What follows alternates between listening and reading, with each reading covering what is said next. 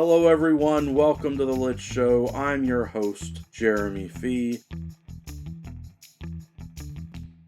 It's time for my Genre Wars Book Battle Reading Wrap-Up for April 2023. Unfortunately, I have a sore throat. I really enjoy doing my book battles every month. Ultimately, we are leading up to the best read of the decade by determining the best read of the year each year, 2020, 2021, 2022, and of course this year in 2023, determining not only the best read of the month, but looking at the genre. And I've got my nice chart where we've been keeping track of which genre has been winning each month. And of course, each month I like to look at, here are the books that I read. So I've got a screen capture for you for 15 of the 16 books that I read. And then in addition to those main 15, we can add on the 16th book. It is The Sea of Souls, which is book 3 in R.E. Palmer's fantasy series. So that's 16 books for the month. April was National Poetry Month, so we're going to replace general fiction with poetry. That allowed me to get in some extra poetry reading for the month, and quite frankly, it's faster and easier to read poetry books than a lot of those longer general fiction books, historical fiction and such.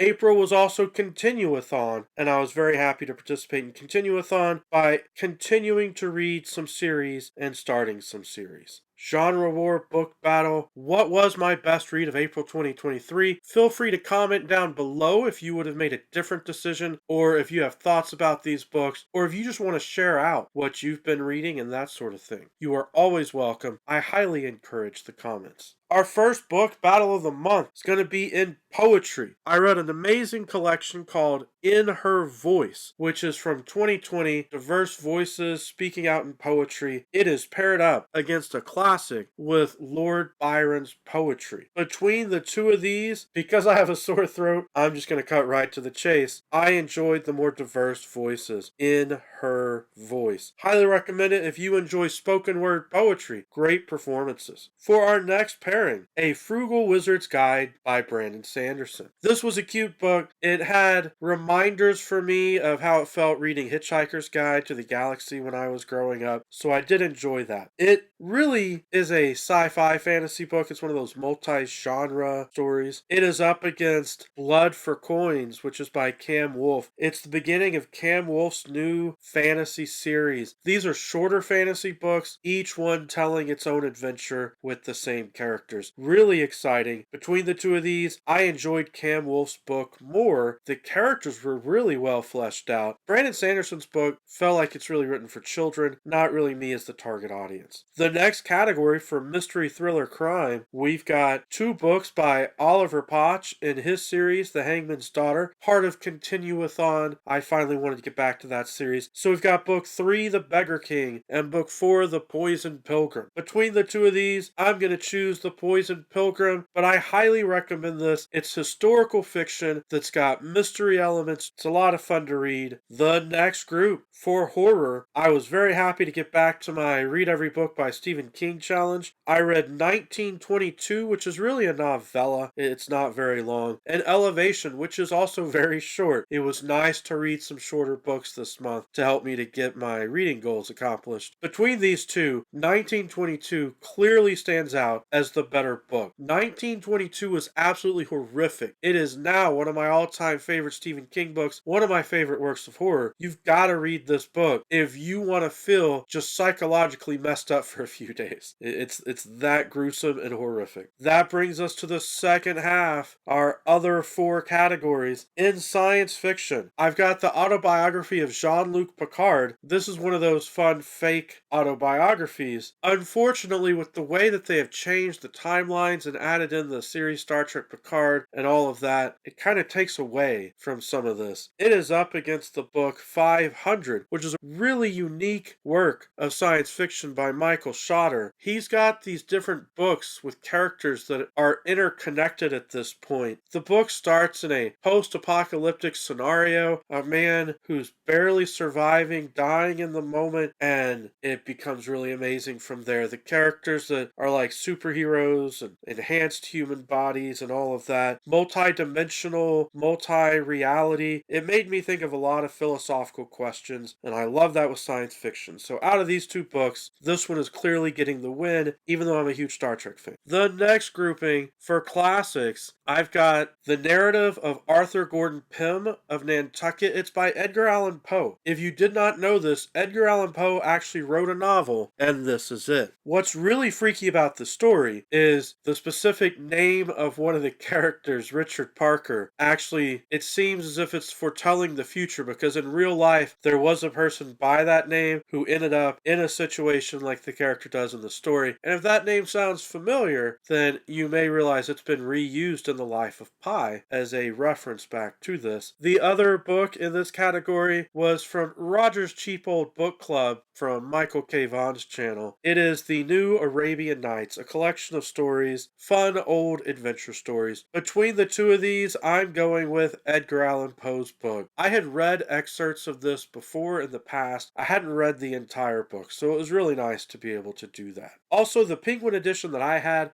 some extra material that I appreciated. The next category is nonfiction. Got the Wheel of Time companion book. This is one of those encyclopedia type reference books where you can look up entries that helps you to better understand the series. And I didn't read it word for word, page by page, because it's not that kind of book, but I enjoyed flipping through and reading various entries from it. It is up against a book that is partially nonfiction. It's called Fan Fiction, a Memoir Inspired by True Events. It's by Brent Spiner, and he has a co-author, Gianna Darst. Brent Spiner played Data on Star Trek The Next Generation and in the movies and in Star Trek Picard. With Star Trek Picard having been on the air and just finishing its arc, it made me want to read this Brent Spiner book. This book is kind of nonsense, but it's going to get the win here in this category. The very beginning of the book is nonfiction, but then it diverges into this crazy fictional mystery noir story that just goes off the rails. The last category here is Wild. For the Wild category, I have got another poetry book. It's Donald Hall's Prose and Poetry. It is up against Sea of Souls. It is book 3 in the Song of Echoes series by R.E. Palmer. I love the way that R.E. Palmer really evokes classic fantasy, epic fantasy in the story. I know here on BookTube a lot of people have really enjoyed Philip Chase's new book, The Way of Edon, because it evokes that classic fantasy, and R.E. Palmer's writing is very similar to that. So I think if you like Philip Chase's works, you should give R.E. Palmer's work a try as well. And the entire trilogy, all 3 books are out now. Out of these two, you can probably tell I'm more excited about the fantasy novel. Sea of Souls is advancing. Let's go back on up to the top. For quarterfinals, we've got In Her Voice, the spoken word poetry book, up against Blood for Coins by Cam Wolfe. I'm gonna give the win to Cam Wolfe's book. It was exciting fantasy to read, and it's always hard in these battles to have books go up against poetry because it's really apples and oranges. But Cam Wolfe did a spectacular job with this book. You look at the cover and see the way the characters look. Those are the characters. He commissioned a really great artist to portray his characters with accurate description right there on the cover. Then we've got the pairing of Oliver Potch's historical mystery, The Poisoned Pilgrim, up against Stephen King's work, 1922. It's very hard to defeat 1922. Stephen King is going to get the win here. The rats in that story. Oh, so creepy. Now we move on to the second half of the bracket. We've got Michael Schotter's book, 500. Really amazing science fiction, superhero sort of story, multi-dimensional, up against Edgar Allan Poe's